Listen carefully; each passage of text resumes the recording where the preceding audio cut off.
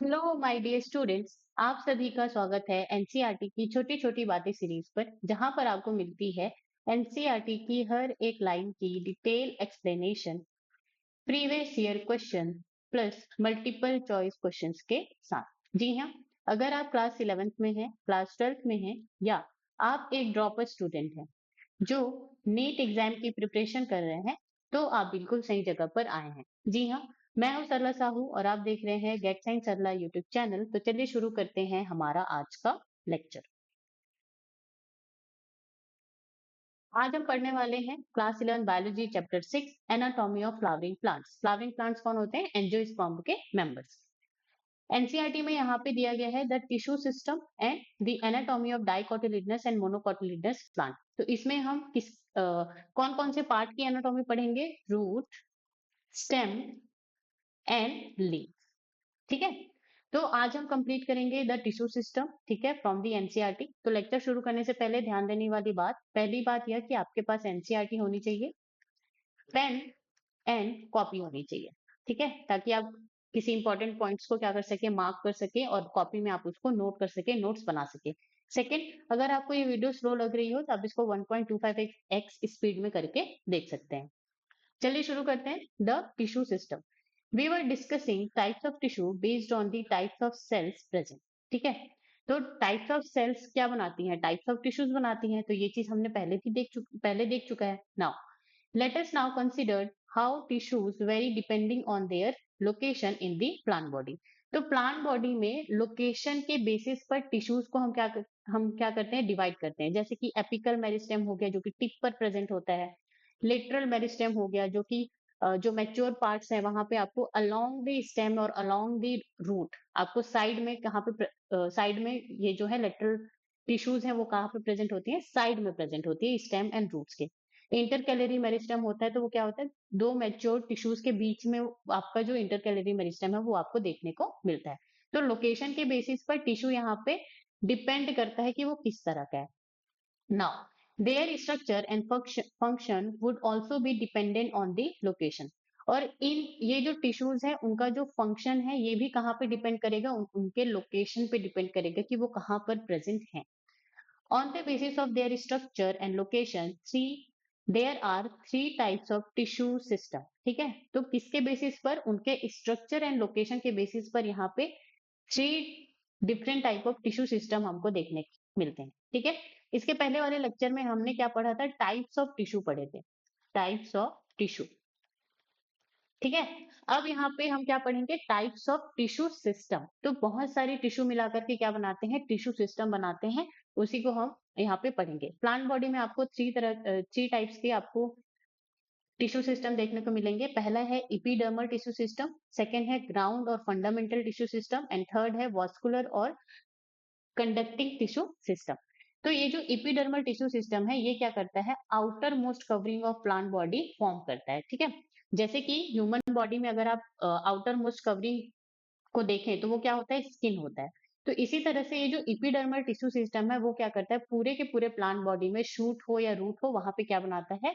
Outer most covering बनाता है, आप कह सकते हैं प्लांट स्किन बनाता है। ठीक है, इसमें आपको इपिडर्मल सेल्स देखने को मिलेंगी, स्टोमेटा देखने को मिलेंगी, इपिडर्मल अपेंडेजेस देखने को मिलेंगे। इपिडर्मल अपेंडेजेस जो हेयर्स जो प्रेजेंट होते हैं प्लांट बॉडी में, जैसे कि रूट में रूट हेयर्स प्रेजेंट होते हैं, एंड शूट सिस्टम में जैसे plant and leaves and petiole area में आपको जो हेयर लाइक स्ट्रक्चर दिखते हैं वो कैसे होते हैं? ट्राइकोम होते हैं। ट्राइकोम जो है मल्टी सेलुलर होते हैं, एंड रूट जो है, रूट हेयर जो है कैसे होते हैं? यूनिसेलुलर होते हैं। नाउ सेकेंड है यहाँ पे वेस्कुलर और कंडक्टिंग टिश्यू सिस्टम। तो ये जो है कॉम्प्लेक्स टिश्यू से मिलकर बना होता है, और कॉम्प्लेक्स टिश्यूज के एग्जांपल क्या है? Xylem and phloem. Okay, now third है यहाँ पे ground and fundamental tissue system. Now all tissue except epidermal and vascular tissue. तो इपिडर्मल एंड वेस्कुलर टिश्यू को छोड़ करके जितने भी टिश्यूज अब प्लांट बॉडी में प्रेजेंट है वो सब के सब किस में आ जाएंगे? ग्राउंड टिश्यू सिस्टम में आ जाएंगे, फंडामेंटल टिश्यू सिस्टम में आ जाएंगे। Hypodermis, cortex, epidermis, sorry endodermis, pericycle and medullary rays and pith. तो ये सारी टिश्यूज जो है आपको प्लांट बॉडी में देखने को मिलेंगी। इन सबको हम एक एक करके समझेंगे। चलिए आगे बढ़ते हैं। सबसे पहला सिस्टम यहाँ पे दिया गया है epidermal tissue system. The epidermal tissue system forms the outermost covering of the whole plant body, ठीक है। तो प्लांट बॉडी का ये आउटर मोस्ट कवरिंग जो है बनाता है, and comprises epidermal cells, stomata and epidermal appendages, the trichomes and hairs. और इसमें क्या क्या आपको देखने को मिलते हैं types of cell? Epidermal cells आपको देखने को मिलेंगी, स्टोमाटा देखने को मिलेगा, एंड इपिडर्मल अपेंडेजेस वो क्या है? Trichomes and hairs. The epidermis is the outermost layer of the primary plant body. It is made up of elongated compactly arranged cells which form a continuous layer. ठीक है, तो ये जो epidermis होता है वो क्या होता है? Outer most layer of primary plant body. Primary plant body का मतलब क्या है? जो अर्ली स्टेज में जो आपको प्लांट दिखता है ना, स्मॉल प्लांटलेट जिसको हम कहते हैं, तो वो क्या होता है? प्राइमरी प्लांट बॉडी होता है। वहां पे सारे प्राइमरी टिश्यूज ही आपको देखने को मिलते हैं ना। ये जो इपिडर्मिस लेयर है, इसके जो सेल्स होते हैं ये कैसे होते हैं? इलोंगेटेड होते हैं, लंबे होंगे, कॉम्पैक्टली अरेंज होंगे। कॉम्पैक्टली अरेंज का मतलब इंटरसेलुलर स्पेस यहाँ पे अ, अगर प्रेजेंट होगा भी तो बहुत कम प्रेजेंट होगा, ठीक है। Now and this layer cells form a continuous layer. Continuous layer का मतलब क्या होता है? इस तरह से, ठीक है। ये पूरे सेल्स में इस तरह से कंटिन्यूअसली प्रेजेंट होंगे, ऐसा नहीं होगा, ठीक है, कि यहाँ पर खाली छोड़ दिए फिर यहाँ पे प्रेजेंट है, फिर यहाँ पे खाली छोड़ दिए फिर यहाँ पे प्रेजेंट है। इसको हम पैचेस में प्रेजेंट होना कहते हैं, ठीक है। पैचेस में प्रेजेंट होना कहते हैं। और अगर ये पूरी तरीके से इस तरह से प्रेजेंट है तो इसको हम क्या कहेंगे? कंटिन्यूअस या होमोजीनस लेयर हम यहाँ पे इसको कहेंगे। तो इपिडर्मिस कैसा होता है? होमोजीनस लेयर होता है। इनका सेल जो है इलोंगेटेड होता है, कॉम्पैक्टली जो है प्रेजेंट होता है। Now epidermis is usually single layered. Epidermal cells are parenchymatous with a small amount of cytoplasm lining the cell wall and a large vacuole. ठीक है, तो यहाँ पे जो इपिडर्मिस होता है वो सिंगल लेयर्ड होता है। जैसे कि ये क्या है? पूरा प्लांट बॉडी है, ठीक है, लीव्स है, और यहाँ पे ये क्या है? रूट्स है। तो यहाँ पे ये जो आउटर जो स्किन है, ठीक है, प्लांट का जो आउटर जो स्किन है, यहाँ पर आपको सिर्फ यहाँ पे सिंगल लेयर ऑफ आपको इपिडर्मिस सेल्स जो है देखने को मिलेंगी, ठीक है। और ये जो इपिडर्मल सेल्स होती हैं वो किस तरह की सेल्स होती हैं? पेरेनकाइमेटस सेल्स होती हैं। और पेरेनकाइमेटस के बारे में हमने पढ़ा है कि यहाँ पे ये कैसे होती हैं? कॉम्पैक्ट अरेंजमेंट इनका होता है, इनमें क्लोरोप्लास्ट होता है, सेल वॉल सेल्यूलोजिक होता है, ठीक है, एंड लार्ज वैक्यूल भी यहाँ पे क्या होता है? प्रेजेंट होता है। तो यहाँ पे इपिडर्मिस जो सेल है वो वो कैसी सेल्स होती है? पेरेनकाइमेटस सेल्स होती हैं विद लिटिल साइटोप्लाज्म। ऐसे यूजुअली अगर आप देखें तो साइटोप्लाज्म जो है डेंस होता है पेरेनकाइमेटस सेल्स में, लेकिन इपिडर्मल सेल्स में जो पेरेनकाइमेटस सेल्स हैं वो उनके पास बहुत ही लिटिल साइटोप्लाज्म, मतलब लिटिल अमाउंट ऑफ आपको वहां पे साइटोप्लाज्म देखने को मिलेगा। लाइनिंग दी सेल वॉल, मतलब यहाँ पे सेल वॉल जो है क्या होगा? प्रेजेंट होगा, ठीक है, एंड लार्ज वैक्यूल भी आपको देखने को मिलेगा। The outside of the epidermis is often covered with a waxy thick layer called the cuticle, which prevents the loss of water.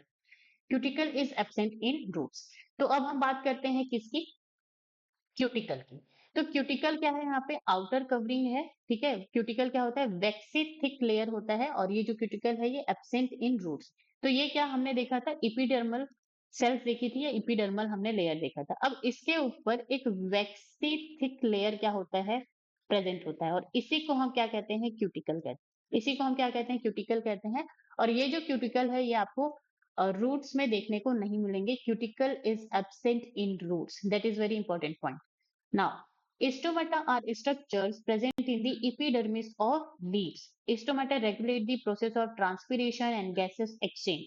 Now, ये जो स्टोमेटा है, स्टोमेटा भी किसका पार्ट है? इपिडर्मल टिश्यू सिस्टम का पार्ट है। तो ये जो स्टोमेटा है ये कहाँ पर प्रेजेंट होता है? Epidermis of leaves. देखो इपिडर्मिस क्या है? Outermost covering of the whole plant body है। तो लीफ भी क्या है? Part of the plant body है, ठीक है। तो वहां पे लीफ का जो आउटर मोस्ट लेयर है वो क्या होगा? इपिडर्मिस होगा। और उसी इपिडर्मिस में से कुछ सेल्स जो है मॉडिफाइड होकर के यहाँ पे क्या बनाती है? स्टोमेटा बनाती है। तो ये कहाँ पे प्रेजेंट है? लीव्स में। नाउ ये जो स्टोमेटा है ये क्या करता है? इसका फंक्शन क्या है? Main function, it regulates the process of transpiration and gases exchange. तो यहाँ पे स्टोमेटा का दो बहुत मेजर एंड इंपॉर्टेंट फंक्शन दिया गया है, एक है ट्रांसपीरेशन और एक है क्या? Gases exchange. तो पहले हम देखते हैं कि ये जो स्टोमेटा पोर है या स्टोमेटल अपर्चर है, इसका काम क्या है? गैसेस एक्सचेंज का, ठीक है। That is the very very important work of the stomata ठीक है। It allows the carbon dioxide to enter for photosynthesis and oxygen to exit as a byproduct. तो हमें पता है कि ये जो लीव्स जो होती हैं, लीव्स में क्लोरोप्लास्ट होता है, उसमें क्या होता है, फोटोसिंथेसिस का प्रोसेस होता है जिसमें CO2 जो है कंज्यूम होता है एंड ऑक्सीजन गैस, एंड यहाँ पे प्लांट्स के लिए जो फूड है, शुगर है, वो क्या होता है, फॉर्म होता है।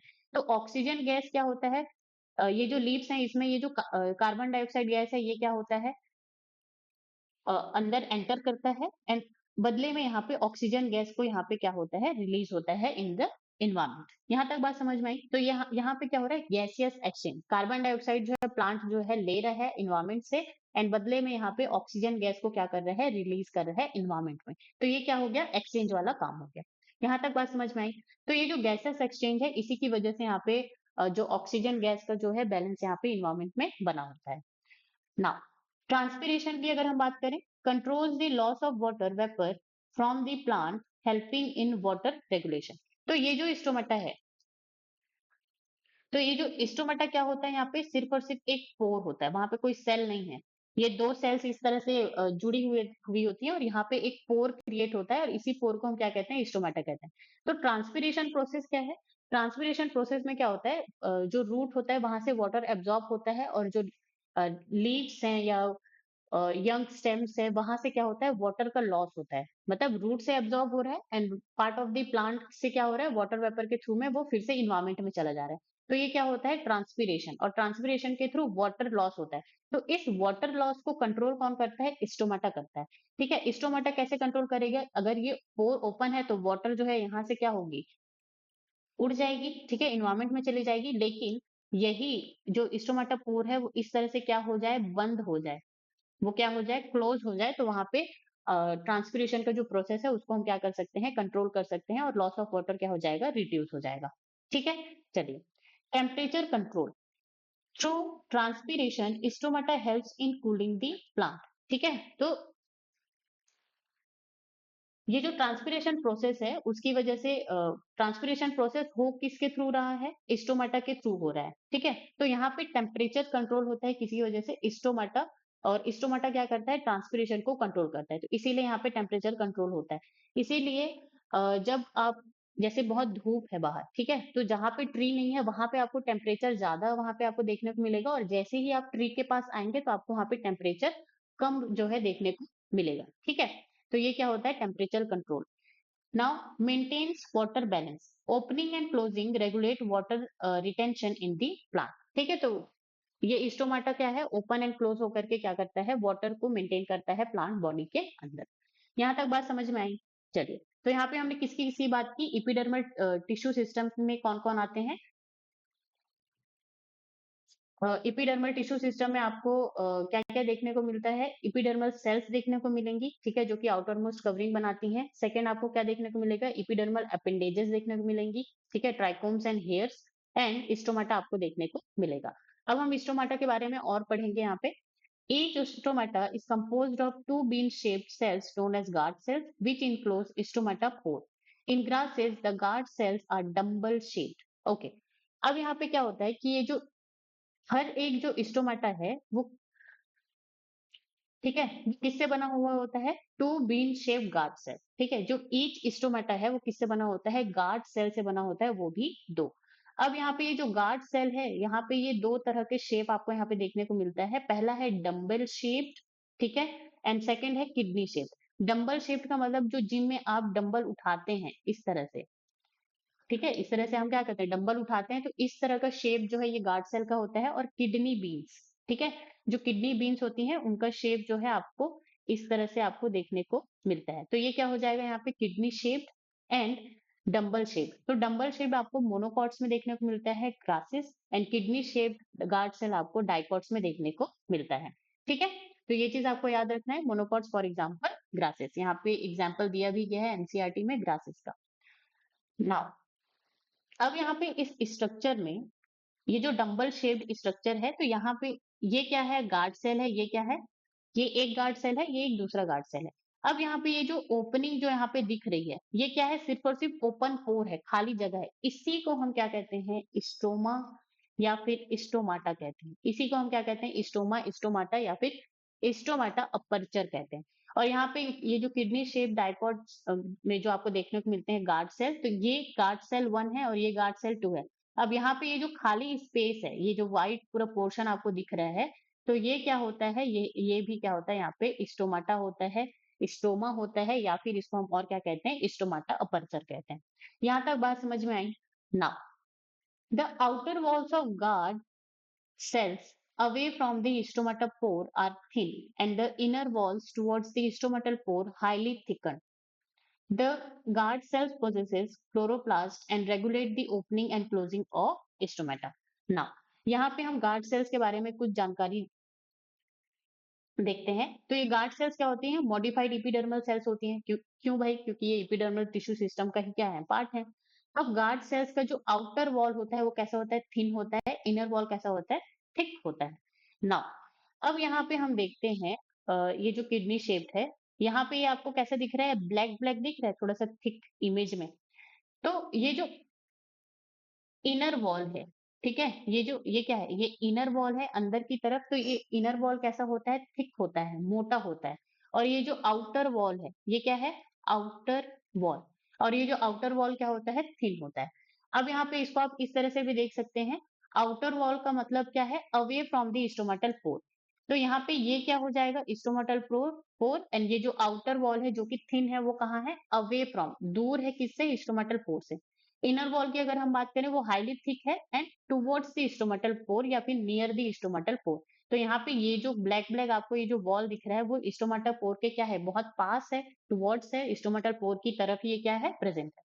तो ये आपको बहुत अच्छे से याद रखना है, ठीक है नाउ। और ये जो inner wall and outer wall है, यही क्या करता है, ये जो स्टोमाटा है इसको ओपन एंड क्लोज करने में हेल्प करता है। नाउ ये जो गार्ड सेल्स होती हैं, उनमें स्टोमाटा क्लोरोप्लास्ट क्या होता है? प्रेजेंट होता है, ठीक है। And these guard cell enclose the stomatal pore. Enclose the stomatal pore का मतलब क्या होता है? घेर करके आप उसको रखती हैं। जैसे ये गार्ड सेल 1 है, ये गार्ड सेल 2 है, ये आपस में क्या की हुई है? ये स्टोमेटल पोर को इनक्लोज की हुई है या कवर करके रखी हुई है। नाउ ये जो गार्ड सेल है, regulates the opening and closing of stomata. Opening, जैसे ये आपको ये जो दोनों स्ट्रक्चर जो दिख रहे हैं ना, डंबल शेप और इसमें, तो ये दोनों के दोनों कैसे हैं? ओपनिंग, ओपन स्टोमाटा है, ठीक है। क्लोज में ये कैसे दिखेंगे आपको? ये इस तरह से, ये पूरी की तरह ये क्लोज हो जाएंगे, ठीक है। ये क्या हो जाएंगे? Close stomata. तो क्या होता है, जब ये इसको ओपन होना होता है तो क्या होता है, ये जो outer wall and inner wall of guard sales है, इनमें क्या होता है? खिंचाव होता है। इस तरह से ये इस तरफ खींचेगी, ये इस तरफ से खींचेगी। तो ये जो थिक वॉल है, इनर वॉल जो थिक वॉल है, वो क्या होती है? स्ट्रेच होती है। इनर वॉल जो कैसी है? इनर वॉल जो थिक है वो स्ट्रेच होगी, ठीक है। और ये क्या है? ये तो आउटर वॉल है। आउटर वॉल जो यहाँ पे ये थिन है और ये इनर वॉल क्या है? थिक है। तो ये जो इनर वॉल है वो कैसे होगी? स्ट्रेच होगी। स्ट्रेच होकर के ये आपको स्टोमेटल पोर जो है इस तरह से खुला हुआ दिखाई देता है। यहाँ तक बात समझ में आई? इसीलिए जो इनर वॉल है वो क्या होता है? थिक होता है, क्योंकि जब वो क्लोज हो जाता है तो वो क्या हो जाएगा? श्रिंक हो जाएगा। लेकिन जब उसको खुलना होगा तो उसको क्या होना पड़ेगा? स्ट्रेच होना पड़ेगा। अगर ये जो इनर वॉल है, अगर वो पतला होगा और उसको स्ट्रेच होना होगा, तो वो क्या हो सकता है? रप्चर हो सकता है, ठीक है। इसीलिए इनर वॉल कैसा होता है? थिक होता है, ताकि जब उसको स्ट्रेच होना पड़े स्टोमेटल ओपनिंग के टाइम पे, तो वो रप्चर ना हो, फटे ना। तो ये क्या हो जाएगा? All about the guard cells, ठीक है। नाउ आगे बढ़ते हैं। Sometimes a few epidermal cells in the vicinity of guard cells become specialized in their shape and size and are known as subsidiary cells. अब यहाँ पे बात किसकी आती है? सब्सिडरी सेल्स की बात आती है। सब्सिडरी सेल्स भी क्या है? मॉडिफाइड एपिडर्मल सेल्स है। अब ये जो सब्सिडरी सेल्स हैं वो क्या होती हैं? यहाँ पे क्या लिखा है? फ्यू एपिडर्मल सेल्स, कुछ epidermal cells in the vicinity of the guard cell. Vicinity of guard cells का मतलब क्या होता है? जस्ट इमीडिएट, ठीक है, इमीडिएट सराउंडिंग। जैसे कि यहाँ पे ये क्या है? गार्ड सेल जो है प्रेजेंट है। अब यहाँ पे कुछ सेल्स भी तो प्रेजेंट होंगी, ठीक है, कुछ सेल्स भी यहाँ पे क्या है? प्रेजेंट है। तो ये इमीडिएट जो सराउंडिंग है, और यहाँ पर भी फिर इपिडर्मल सेल्स जो है क्या होंगी? प्रेजेंट होंगी। तो ये जो इमीडिएट जो सराउंडिंग है, उसको हम क्या कहते हैं? Vicinity of the guard cell, ठीक है। तो ये जो गार्ड सेल है उसके जस्ट आउटर साइड में जितने भी एपिडर्मल सेल्स प्रेजेंट है वो स्पेशलाइज होके क्या बनाती हैं, सब्सिडरी सेल्स बनाती हैं। ठीक है, तो यहाँ पे ये क्या है, गार्ड सेल, उनके सराउंडिंग में जो सेल्स जो मॉडिफाइड हुए हैं उनको हम क्या कहेंगे, सब्सिडरी सेल्स कहेंगे। Now the instrumental aperture, guard cells and surrounding subsidiary cells are together called instrumental apparatus. So that is the very important point. Instrumental apparatus. तो instrumental apparatus में तीन चीजें आती हैं, instrumental aperture, guard cell and subsidiary cell. तो guard cells तो हमें पता है, ठीक है, एंड सब्सिडरी सेल्स जो गार्ड सेल्स के सराउंडिंग में जो सेल्स प्रेजेंट है, जो स्पेशलाइज्ड हैं, उनको हम क्या कह रहे हैं, सब्सिडरी सेल्स। इंस्ट्रूमेंटल अपर्चर क्या है, ये जो पोर है, ये जो पोर है, ठीक है, इसी को हम क्या कहते हैं, इंस्ट्रूमेंटल अपर्चर कहते हैं। जैसे कि यहाँ पे लिखा भी है, instrumental aperture is the pore between the guard cell. तो दो गार्ड सेल के बीच में जो पोर होता है उसको हम क्या कहते हैं, इंस्ट्रूमेंटल अपर्चर। तो instrumental aperture and instrumental apparatus में यहाँ पे डिफरेंस है, ये आपको अच्छे से पता होना चाहिए। Now figure 6.1 diagrammatic representation A, इंस्ट्रूमेंटा with bean shaped guard cells, ठीक है, ये क्या है A, and B stomata with dumbbell shaped guard cells, ये क्या है बी। अब यहाँ पे हम देखते हैं, ये जो है इपिडर्मल सेल्स है, ठीक है, ये जो बीन शेप है ये आपको डाइकॉट्स में देखने को मिलेंगे, और ये वाले जो डम्बल शेप है ये आपको किस में देखने को मिलेंगे, मोनोकॉट्स में देखने को मिलेंगे। ठीक है, फॉर एग्जाम्पल ग्रास। नाउ अब यहाँ पे पहले डाइकॉट्स में देखते हैं हम, बीन शेप्ड वाले में। तो ये जो आउटर मोस्ट लेयर है ये क्या है, इपिडर्मल सेल्स है। फिर उसके बाद ये यहाँ पे क्या है, सब्सिडरी सेल्स है। फिर उसके बाद यहाँ पे क्या है, ये जो बीन शेप आपको दिख रहा है ये क्या है, नॉट दिस वन। तो यहाँ पे ये जो ग्रीन ग्रीन आपको ये जो दिख रहा है ना, ग्रीन ग्रीन, तो ये क्या है, ये क्लोरोप्लास्ट। नाउ अब जो जिस सेल में ये क्लोरोप्लास्ट प्रेजेंट है वहां पर ये क्या है, गार्ड सेल है। एंड गार्ड सेल के बाद यहाँ पे क्या है, स्टोमेटल पोर है। अब देखो ये क्या हो गया, स्टोमेटल पोर, एंड ये उसके आउटर में आप देख सकते हैं क्या, टू गार्ड सेल्स प्रेजेंट है जिनका इनर वॉल कैसा है, थिक है, एंड आउटर वॉल कैसा है, थिन है। ठीक है, now now vicinity of the guard cell, ठीक है, विसिनिटी मतलब कि ये जो सराउंडिंग में, वन सेल, टू सेल, ठीक है, ये क्या हो जाएगा यहाँ पे थर्ड, एंड ये क्या हो जाएगा यहाँ पे फोर्थ। तो ये भी, ये क्या है, इपिडर्मल सेल है जो कि सब्सिडरी सेल्स में कन्वर्ट हो गई हैं। ठीक है, तो ये क्या हो जाएगा यहाँ पे, इमेज रिप्रेजेंटेशन ऑफ डाइकॉट्स। अब यहाँ पे हम मोनोकॉट्स के बारे में अगर हम देखें, तो मोनोकॉट्स में जो डिफरेंस है वो थोड़ा सा अलग है। अब हम यहाँ पे देखते हैं, ये जो पोर्शन है, ये जो पोर्शन है ये क्या है, यहाँ पे स्टोमेटल पोर है। ठीक है, नाउ ये जो आपको डंबल शेप दिख रहा है ये क्या है, guard one, guard cell one and guard cell two. तो यहाँ पे ये दिया गया है गार्ड सेल। ठीक है, नाउ अब यहाँ पे जो गार्ड सेल है उसके सराउंडिंग में जो सेल्स प्रेजेंट है इस तरह से, इस पे स्लाइड सेल इधर और इधर, इसको हम क्या कह रहे हैं, सब्सिडरी सेल्स। और ये जो सेल्स हैं जो आपको दिख रही हैं ये क्या है, एपिडर्मल सेल। तो इस तरह से आपको ये सारे जो नाम है ये क्या करने हैं, याद रखने हैं। Okay, now let's move forward. These cells of epidermis bear a number of hairs. The root hairs are unicellular elongations of epidermal cells and help absorb water and minerals from the soil. Now, अब यहाँ पे इस ये जो paragraph है इसको आप epidermal appendages का भी अपनी तरफ से क्या दे सकते हैं, टॉपिक या हेडिंग दे सकते हैं वहां पे। इपिडर्मल अपेंडेजेस का मतलब यहाँ पे क्या होता है, जो हेयर्स जो प्रेजेंट होती है पूरे प्लांट बॉडी में उसको हम क्या कहते हैं, इपिडर्मल अपेंडेजेस। इपिडर्मल अपेंडेजेस इसलिए कहते हैं क्योंकि ये जो हेयर्स हैं वो कहाँ से ओरिजिनेट हुई हैं, इपिडर्मल सेल से ही वो निकली हुई है। तो यहाँ पे पहला आता है क्या, रूट हेयर्स। तो ये जो रूट हेयर्स होते हैं वो कैसे होते हैं, इलोंगेशन ऑफ इपिडर्मल सेल्स होते हैं, जैसे कि ये सेल्स है। ठीक है, अब यहाँ पे इस तरह से इपिडर्मल सेल जो है प्रेजेंट है। ठीक है, इस तरह से इपिडर्मल सेल्स प्रेजेंट है। अब यहाँ पे क्या होगा, ये क्या है, इपिडर्मल सेल्स है, और इस तरह से ये क्या हो जाएगा, इलोंगेट हो जाएगा, और इसी को हम क्या कह देंगे, रूट हेयर कह देंगे। और ये कहाँ पे होगा, maturation zone of the root. ठीक है, तो यहाँ पे ये इपिडर्मल सेल्स प्रेजेंट है लेकिन ये ऐसे क्या हो गए, इलोंगेट हो गए। तो इस स्ट्रक्चर को हम क्या कह देंगे, हेयर कह देंगे। ठीक है, तो इसीलिए यहाँ पे बोला जाता है root hairs are the elongation of epidermal cells. ये कैसी होती है, यूनिसेलुलर। तो यहाँ पे जैसे देख सकते हैं ये क्या है, सिर्फ एक ही सेल है ये, तो एक ही सेल से अगर वो निकली हुई है तो इसको हम क्या कहेंगे, unicellular. Present in the maturation zone of the root, ठीक है, जब हम रीजन्स ऑफ रूट पढ़ रहे थे तब हमने देखा था। इनका काम क्या होता है, absorption of water and mineral from the soil.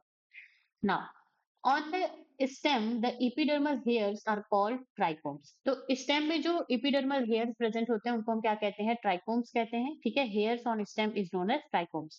the trichomes in the shoot system are usually multicellular। तो ये जो सेल्स होती हैं ये कैसी होती हैं, मल्टी सेलुलर होती हैं, ठीक है। मैंने यहाँ पे नहीं लिखा है शायद, तो यहाँ पे आप लिख लें अगर आप नोट्स बना रहे हैं तो। ये क्या हो जाएगा, मल्टी सेलुलर। ये एक मेजर डिफरेंस है, ये हमेशा क्वेश्चन में पूछा जाता है। The trichomes in the shoot system are usually multicellular. They may be branched or unbranched। तो ये कैसे हो सकते हैं, ये ब्रांच भी हो सकते हैं, ठीक है। ब्रांच का मतलब जो हेयर्स हैं वो इस तरह से ब्रांच हैं, या तो फिर ये सिंगल इस तरह से प्रेजेंट होंगी। सॉफ्ट और स्टिफ, तो बहुत सारे प्लांट्स में आपने देखा होगा जो उनके हेयर लाइक स्ट्रक्चर निकले हुए थे, अगर उनको हाथ से दबाएं तो वो दब जाते हैं, तो वो क्या हो जाएंगे, सॉफ्ट। स्टिफ का मतलब जो थ्रॉन लाइक हो जाते हैं, ठीक है, कांटे लाइक। वो अगर आप उसको दबाएंगे, प्रेस करेंगे तो वो आपके हाथ में क्या हो जाएगा, चुभ जाएगा। They may be even secretory. Secretory का मतलब क्या होता है, वो कुछ ना कुछ अगर वो सब्सटेंस वहां पे सिक्रीट कर रहे हैं तो उसको हम क्या कहते हैं, सिक्रीटरी कहते हैं। The trichomes helps in preventing water loss due to the transpiration. तो ट्रांसपिरेशन के थ्रू जो वाटर लॉस होता है तो उसको प्रिवेंट करने में कौन हेल्प करता है, ये जो ट्राइकोम्स हैं वो हेल्प करते हैं, ठीक है।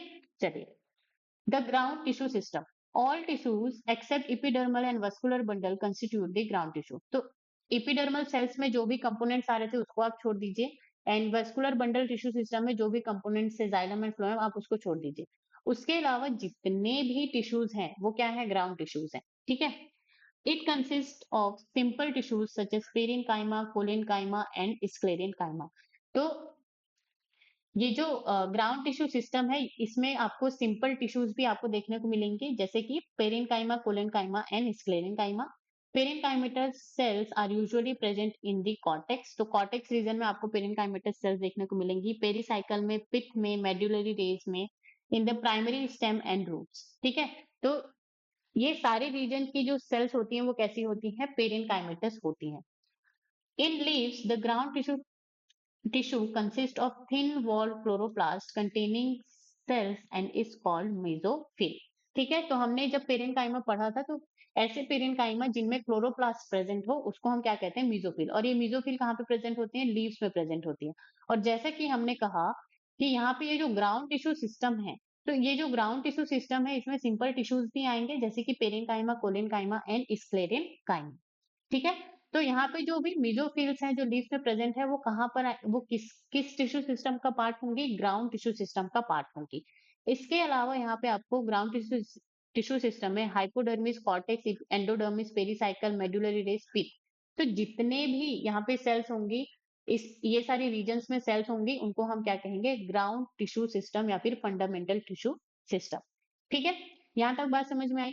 तो ये जो सारे रीजंस हैं इसमें या तो पेरेन्काइमेटस सेल्स प्रेजेंट होंगी, या तो कोलेनकाइमेटस या फिर स्क्लेरेनकाइमेटस सेल्स जो है प्रेजेंट होंगी। यहाँ तक बात समझ में आई। जैसे कि आप यहाँ पे स्ट्रक्चर देख ही सकते हैं, ये स्टेम का है, ठीक है। तो यहाँ पे जो आउटर मोस्ट लेयर है वो क्या है, एपिडर्मिस। उसके बाद यहाँ पे कोलेनकाइमा, पेरेन्काइमा, फिर एंडोडर्मिस एंड पेरिसाइकल दिख रहा है। तो ये सारे के सारे यहाँ पे क्या है, ग्राउंड टिश्यू सिस्टम के पार्ट हैं। अब यहाँ पे ये फ्लोएम आ गया, ठीक है, मेटाजाइलम, प्रोटोजाइलम, तो ये सारे किसके पार्ट हैं, वेस्कुलर टिश्यू सिस्टम के पार्ट हैं। और ये जो पिथ है ये भी किसका पार्ट हो जाएगा, यहाँ पे ग्राउंड टिश्यू सिस्टम का पार्ट है। और ये जो इपिडर्मिस है और ये जो ये स्टेम का है तो ये क्या हो जाएगा यहाँ पे, ट्राइकोम। तो ये क्या हो जाएगा यहाँ पे, इपिडर्मल टिश्यू सिस्टम का पार्ट हो जाएगा, ठीक है। यहाँ तक बात समझ में आई। चलिए, अब हम देखते हैं the vascular tissue system. The vascular system consist of complex tissues, the phloem and the xylem. तो जाइलम एंड फ्लोएम जो है मेनली किस में आएंगे, वस्कुलर टिश्यू सिस्टम में आएंगे। The xylem and the phloem together constitute vascular bundles. तो xylem and phloem दोनों मिलकर के क्या बनाते हैं, vascular bundles of plant body बनाते हैं। In dicotyledonous stem, cambium is present between phloem and xylem. Such vascular bundles, because of the presence of cambium, possesses the ability to form secondary xylem and phloem tissues, and hence are called open vascular bundle. ठीक है, तो ये जो डाइकोटिलिडन्स जो plant होते हैं, ठीक है, स्पेशली स्टेम, तो उनका अगर हम वास्कुलर बंडल का स्ट्रक्चर देखें तो ये जो जैसे कि आप ये सी इमेज में देख रहे हैं, तो ये जाइलम एंड फ्लोएम, ठीक है, जाइलम एंड फ्लोएम तो होगा ही। एंड जाइलम एंड फ्लोएम के बीच में आपको कुछ एक तरह की सेल्स दिखेंगी जिसको हम क्या कहते हैं, कैम्बियम कहते हैं। क्या कहते हैं, कैम्बियम कहते हैं। और ये जो कैम्बियम है, इनमें क्या होता है, सेल डिवीजन कैपेसिटी होता है, and cell divide and mature करके ये क्या बनाती हैं, सेकेंडरी जाइलम और सेकेंडरी फ्लोएम बनाती है। एंड जहां भी secondary xylem and secondary phloem आ गया, इसका मतलब वहां पे क्या होता है, सेकेंडरी ग्रोथ का मतलब क्या होता है, थिकनेस में इंक्रीमेंट होना। ठीक है। तो जब हम वहां पे सेकेंडरी ग्रोथ के एग्जांपल पढ़ रहे थे पिछले लेक्चर में, जिसका लिंक आपको डिस्क्रिप्शन में मिल जाएगा, तो हमने देखा था कि ये जो सेकेंडरी ग्रोथ है वो सिर्फ और सिर्फ कहाँ पे प्रेजेंट आपको देखने को मिलता है, या तो जिम्नोस्पर्म में देखने को मिलेगा, और एंजियोस्पर्म में सिर्फ और सिर्फ डाइकोटिलिडन्स में देखने को मिलेगा। मोनोकॉट्स में ये बहुत ही रेयर देखने को मिलता है, ना के बराबर। तो यहाँ तक बात समझ में आई। ठीक है। तो अगर यहाँ पे कैम्बियम प्रेजेंट है तो उसको हम क्या कहते हैं, open vascular system, open vascular bundles कहेंगे। अब हम देखते हैं कि ये कैम्बियम है क्या चीज। ठीक है, कैम्बियम है क्या चीज, ये हम देखते हैं। मेरिस्टेमेटिक टिश्यू होता है ये। मेरिस्टेमेटिक टिश्यू का मतलब क्या है कि ये इनके जो सेल्स होती हैं वो क्या करें, वो क्या कर सकते हैं, डिवाइड कर सकते हैं। Cambium consist of actively dividing cells capable of producing new tissues. ठीक है, ये डिवाइड करके नए नए टिश्यूज बना सकती है। कैम्बियम के जो सेल्स होते हैं वो थिन एंड इलोंगेटेड होते हैं। ठीक है, जस्ट कैरेक्टरिस्टिक, आप किसके कैरेक्टर्स याद कर लेंगे, मेरिस्टेमेटिक टिश्यूज के जो कैरेक्टर्स है उसको आप याद कर सकते हैं। This cells are thin walled, rectangular और spindle shaped with dense cytoplasm and a prominent nucleus. तो ये सारे कैरेक्टर्स किसके हैं, मेरिस्टेमेटिक सेल्स के जो कैरेक्टरिस्टिक है वही है। ठीक है ना। ये जो कैम्बियम है ये क्या होता है, किसका एग्जाम्पल होता है, लेटरल मेरिस्टम का एग्जाम्पल होता है। तो हमने ओरिजिन के बेसिस पर जो है थ्री टाइप्स के क्या पढ़े थे, टिश्यूज पढ़े थे। पहला होता है प्रो मेरिस्टम, सेकंड होता है प्राइमरी मेरिस्टम, एंड थर्ड होता है क्या, सेकेंडरी मेरिस्टम। तो सेकेंडरी मेरिस्टम को और हम क्या नाम दे रहे थे, लेटरल मेरिस्टम। ठीक है, तो ये इसको हम और क्या कह सकते हैं, secondary meristem. It is located along the sides of the roots and stem and help in increasing the thickness or girth of plant। तो यहाँ पे क्या होता है, ये कहाँ पे प्रेजेंट होता है, मान लो ये क्या है, स्टेम है। ठीक है, तो ये along the side, इस साइड पे, लिटरल साइड पे क्या होता है, प्रेजेंट होता है। ठीक है, और ये क्या करता है, थिकनेस को, ये जो स्टेम है उसका थिकनेस को, मोटाई को क्या करता है, इंक्रीज करता है। तो कैम्बियम किसका एग्जाम्पल हो जाएगा, ये बहुत इंपॉर्टेंट पॉइंट है, लेटरल या फिर सेकेंडरी मेरिस्टेम का। It is responsible for the secondary growth, main tissue that allows the plant to grow in diameter to form structures like wood and bark। ठीक है, तो सेकेंडरी ग्रोथ के result से ही आपको जो लकड़ियां हैं, वुड है स्ट्रॉन्ग, और बार्क है वही आपको मिलती हैं। It produces secondary permanent tissue. तो ये जो कैम्बियम है ये डिवाइड करके क्या बनाती हैं, कैम्बियम जो सेल्स हैं वो डिवाइड करके क्या बनाती हैं, सेकेंडरी परमानेंट टिश्यू। और सेकेंडरी परमानेंट टिश्यू का एग्जाम्पल ही क्या है, secondary xylem and secondary phloem. ठीक है, और एक होता है कॉर्क या फिर फेलम जिसको हम बोलते हैं। तो ये क्या होता है, secondary permanent tissue. Now active during growing seasons. In temperate region, cambium activity varies with season, forming growth ring in a tree। तो जब भी आप ट्री के स्टेम को काट करके देखते हैं तो उसमें आपको ग्रोथ रिंग देखने को मिलती है। तो ये भी किसकी वजह से होती है, कैम्बियम की एक्टिविटी की वजह से ही होती है। एंड जो टेम्परेट रीजन है वहां पर जो कैम्बियम की एक्टिविटी है वो सीजन टू सीजन क्या करती है, वेरी करती है। यहाँ तक बात समझ में आई। चलिए, in the monocotyledons, the vascular bundles have no cambium present in them. Hence, since they do not form secondary tissues, they are referred to as closed। तो यहाँ पे क्या होता है, जो मोनोकॉट्स होते हैं, कौन, जो मोनोकॉट्स होते हैं उनके xylem and phloem vascular bundle के बीच में, ठीक है, ये क्या हो जाएगा, यहाँ पे ये जो बी स्ट्रक्चर दिख रहा है ये फ्लोएम, और ये क्या हो जाएगा, ये जो रेड पूरा स्ट्रक्चर दिख रहा है ये जाइलम। तो इनके बीच में आपको कोई भी कैम्बियम जो है देखने को नहीं मिलेगा, कैम्बियम एब्सेंट होता है, और इसीलिए हम इसको क्या कंसिडर करते हैं, क्लोज्ड। ठीक है, क्लोज्ड वेस्कुलर बंडल हम टिश्यू हम क्या करते हैं, डिक्लेयर करते हैं। When xylem and phloem within a vascular bundle are arranged in an alternate manner along the different radii, the arrangement is called radial, such as in roots। ठीक है, तो यहाँ पे डिफरेंट टाइप के अरेंजमेंट्स आपको देखने को मिलते हैं। रेडियल अरेंजमेंट, तो इसमें क्या होता है, जैसे कि आप यहाँ पे देख सकते हैं, इस सर्कल में, इस पेरीफेरी में आपका जाइलम प्रेजेंट है और इस पेरीफेरी में आपका फ्लोएम प्रेजेंट है। तो यहाँ पे आपको डिफरेंट डिफरेंट रेडियस पर, डिफरेंट डिफरेंट सर्कल में आपको जाइलम एंड फ्लोएम का अरेंजमेंट आपको दिख रहा है। इस तरह के अरेंजमेंट को हम क्या कहते हैं, रेडियल अरेंजमेंट कहते हैं। और ये कहाँ पे आपको देखने को मिलेगा, रूट्स में देखने को मिलेगा। In conjoined type of vascular bundles, the xylem and phloem are jointly situated along the same radius of vascular bundles. तो conjoined type का यहाँ पे vascular bundle होता है जहाँ पे xylem and phloem जो है एक ही xylem and phloem जो है क्या होते हैं, जॉइंट होते हैं। ठीक है, एक ही साइड जॉइंट होते हैं along the same radius of the vascular bundle। जैसे कि हमने यहाँ पे ये क्लोज सिस्टम में देखा, यहाँ पे क्या है, फ्लोएम एंड जाइलम दोनों के दोनों एक एक साथ कैसे हैं, जॉइंट है यहाँ पे। लेकिन यहाँ पे रेडियल में क्या है, अलग अलग प्रेजेंट है। ठीक है, तो इसी को हम क्या कहते हैं, कॉन्जॉइंट कहते हैं। The xylem and phloem are jointly situated along the same radius of the vascular bundles. Such vascular bundles are common in stem and leaves. और इस तरह के conjoint वाले जो vascular bundles है आपको stem and leaves में देखने को मिलेंगी। The conjoint vascular bundles usually have the phloem located only on the outer side of the xylem. So that is very important point. जो conjoint टाइप के जो vascular bundles है वहां पे phloem जो है हमेशा आपको आउटर साइड पर ही देखने को मिलेगी और जो जाइलम है वो आपको इनर साइड पर देखने को मिलेगा। ठीक है, तो ये क्या है, फिगर 6.2 का इमेज है ये, various type of vascular bundles. तो ये जो ए है ये क्या है, रेडियल टाइप का आपको दिया गया है फिगर 6.2 में। बी जो है कॉन्जॉइंट क्लोज्ड। कॉन्जॉइंट क्लोज्ड का मतलब क्या है, ये जो फ्लोएम एंड जाइलम है वो आपस में जॉइंट है लेकिन उनके बीच कैम्बियम एब्सेंट है, इसको हम क्या कहेंगे, कॉन्जॉइंट क्लोज्ड। अब यहाँ पे सेकेंड सी जो है कॉन्जॉइंट ओपन, तो इसका इमेज हमने यहाँ पे दिखा था। तो यहाँ पे आउटर में जाइलम है, इनर में फ्लोएम है और इन दोनों के बीच में कैम्बियम प्रेजेंट है, तो इसको हम क्या कहेंगे, conjoint open. Okay, now vascular bundles. ठीक है, तो यहाँ पे एक पूरा चार्ट में बना करके लेके आई हूँ। तो वेस्कुलर बंडल्स आपको तीन तरह के देखने को मिलते हैं। पहला होता है रेडियल और दूसरा होता है कॉन्जॉइंट। तो इन दोनों के बारे में आपको एनसीईआरटी में दिया गया है। थर्ड होता है क्या, कंसेंट्रिक। तो यहाँ पे ये जो रेडियल जो अरेंजमेंट है, radial type of vascular bundles है, तो इसमें क्या होता है, xylem and phloem on the different radii.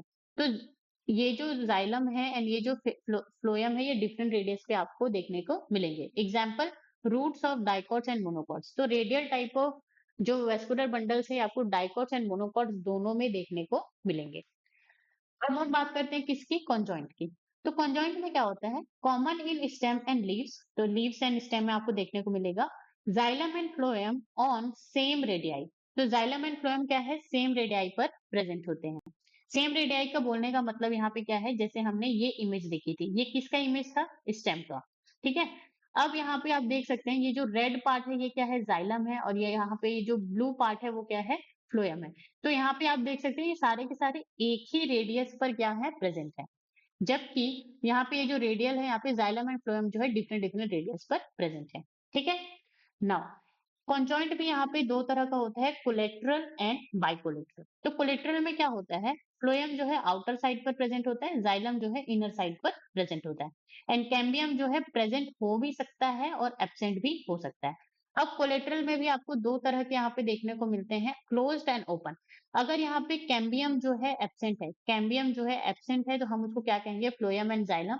और ये आपको कहाँ पे देखने को मिलते हैं, मोनोकॉट्स में देखने को मिलते हैं। अब यही चीज अगर यहाँ पे कैम्बियम जो है फ्लोएम एंड जाइलम के बीच में प्रेजेंट है, तो इसको हम यहाँ पे क्या कहेंगे, ओपन टाइप कहेंगे। इसको हम क्या कहेंगे, ओपन टाइप कहेंगे। ठीक है, और ये आपको कहाँ पे देखने को मिलेगा, डाइकॉट्स में देखने को मिलेगा या फिर जिम्नोस्पर्म में देखने को मिलेगा। यहाँ तक बात समझ में आई ना। बाइकोलेटरल की अगर हम बात करें तो xylem is sandwich between outer and inner phloem. ठीक है, एंड कैम्बियम जो है प्रेजेंट होता है। तो फॉर एग्जाम्पल ये क्या है, फ्लोएम है, और न, ये क्या है, जाइलम है, एंड ये जो ब्लू पार्ट है ये क्या है, फ्लोएम है। ठीक है, और यहाँ पे जाइलम एंड फ्लोएम के बीच में अगर हम कहें, let me just switch the colour. ठीक है, इनके बीच में आपको यहाँ पे जाइलम जो है, नॉट जाइलम, कैम्बियम जो है आपका प्रेजेंट होगा। ठीक है, between the xylem and phloem. तो यहाँ तक बात समझ में आई ना। देखो क्या हो रहा है यहाँ पे, बाइकोलेटरल। बाइकोलेटरल का मतलब ये भी फ्लोएम है, ये कौन सा फ्लोएम है, आउटर फ्लोएम है, और ये कौन सा फ्लोएम है, इनर फ्लोएम है। इनर फ्लोएम है, ठीक है। और इन दोनों के बीच में जो जाइलम है वो एज अ सैंडविच जो है प्रेजेंट है, और यहाँ पे कैम्बियम भी यहाँ पे क्या है प्रेजेंट है। और यहाँ ये आपको कहाँ पे देखने को मिलेगा, सोलेनेसी फैमिली में एंड कॉन्वोल्यूएसी फैमिली में आपको देखने को मिलेगा। कंसेंट्रिक की अगर हम बात करें, वन वेस्कुलर एलिमेंट जो है सेंटर पे प्रेजेंट होता है और वन वेस्कुलर एलिमेंट जो है पेरिफेरी पे प्रेजेंट होता है। जैसे कि एम्प्टी वेसल हम उस कंडीशन को कहेंगे जब जो है ये जो जाइलम है वो कहाँ पे होगा, आउटर में होगा, और ये जो फ्लोएम है वो कहाँ पे होगा, इनर में होगा, ठीक है। एम्प्टी एम्प्टी क्रोबल हम तब कहेंगे जब ये जो फ्लोएम है वो आउटर साइड पे होगा और जाइलम जो है इनर साइड पे होगा। तो ये क्या हो जाएगा, टाइप्स ऑफ वेस्कुलर बंडल। आपको मेनली अगर आपको कंसेंट्रिक अगर आप याद नहीं करना चाहते हैं तो ठीक है, कोई दिक्कत नहीं है, लेकिन आपको रेडियल एंड कॉन्जॉइंट, ठीक है, स्पेशली कोलेट्रल, ये आपको जरूर से याद होने चाहिए, कॉन्जॉइंट, कोलेट्रल, क्लोज्ड और ओपन। तो यहाँ पे क्या दिया गया है, जैसे ये जो इमेज बी है यहाँ पे ये क्या लिखा है, कॉन्जॉइंट एंड क्लोज्ड, इसी में और क्या यूज और कौन सा वर्ड ये यहाँ पे ऐड कर देगा, कोलेट्रल वर्ड यूज कर देगा, ठीक है। तो इस तरह से आपको ये जो सारी चीजें हैं वो अच्छे से याद होनी चाहिए। अब हम चलते हैं नीट पीवाईक्यूज, ठीक है। तो यहाँ पे ये 2024 में ये जो क्वेश्चन आया है स्टेटमेंट बेस्ड, तो इसको आपको क्या करना है, ये चीज आपको सॉल्व करनी है, आपको सॉल्व करनी है, और आपको कमेंट में इनके आंसर्स बताने हैं कि 1 का क्या आंसर होगा, 2 का क्या आंसर होगा, ठीक है। और ये सारे क्वेश्चंस को हम कहाँ पे डिस्कस करेंगे, जब हम क्वेश्चन प्रैक्टिस करेंगे, तब मैं आपके साथ ये क्वेश्चन डिस्कस करूंगी। तो अभी के लिए आपको ये क्वेश्चंस खुद से सॉल्व करने हैं, ठीक है। ये जो है क्वेश्चन नंबर 2 है, नीट 2024 में ये पूछा गया है, और कहाँ से पूछा गया है, एनसीईआरटी के इमेज से। ये इमेज हमने देखा था, तो यहाँ पे पूछा गया है, in the given figure which component has thin outer walls and highly thicken inner walls. तो वॉल्स के बारे में हमने कहाँ पे पढ़ा है, गार्ड सेल्स, ठीक है। अब आपको बताना है, आपको पहचानना है कि इनमें से गार्ड सेल्स कौन कौन से हैं। ये जो स्ट्रक्चर है ये ए है, ये स्ट्रक्चर बी है, एंड ये वाला जो स्ट्रक्चर ये कुछ नहीं है, ठीक है। This is the C structure and this is the D structure. अब यहाँ पे ऑप्शन आपको दिया गया है CDAB, कौन सा होगा, तो ये आपको बताना होगा, ठीक है। क्वेश्चन नंबर 3, तो आपको क्या करना है, क्वेश्चन को पॉज करना है और सॉल्व करना है। ये कौन से ईयर में आया है, NEET 2022। Question number 4, NEET 2018। Question number 5, NEET phase 1 2016, ठीक है। Question number okay, this is question number 4, question number 5, this is question number 6 and this is question number 7। तो यहाँ पे ये जो क्वेश्चन नंबर 6 है ये 2015 में आया आया था, मतलब कि वहां पे उन्होंने क्वेश्चन दिया था, लेकिन वो पेपर जो है कैंसिल हो गया था। क्वेश्चन नंबर 7 की अगर हम बात करें तो ये कर्नाटका नीट 2013 में आया था, ठीक है। पहले जो है सेपरेट सेपरेट हुआ करता था, लेकिन अभी क्या है, सारे पूरा नेशनल लेवल का एक एग्जाम बना दिया गया है। नाउ क्वेश्चन नंबर 7 की बात करें तो ये नीट 2012 में पूछा गया है। नीट मतलब उस टाइम पे AIPMT हुआ करता था। Question number 8, this this will be question number 8 and this will be question number 9, ठीक है।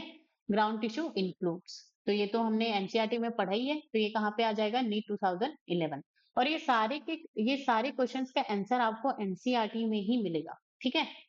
चलिए, तो आपको ये क्या करना है, सारे के सारे क्वेश्चन खुद से सॉल्व करने हैं और आंसर को बताना है, ठीक है। अगर आप ये क्वेश्चंस बनाएंगे तो आप ही का क्या होगा, यहाँ पे प्रैक्टिस होगा।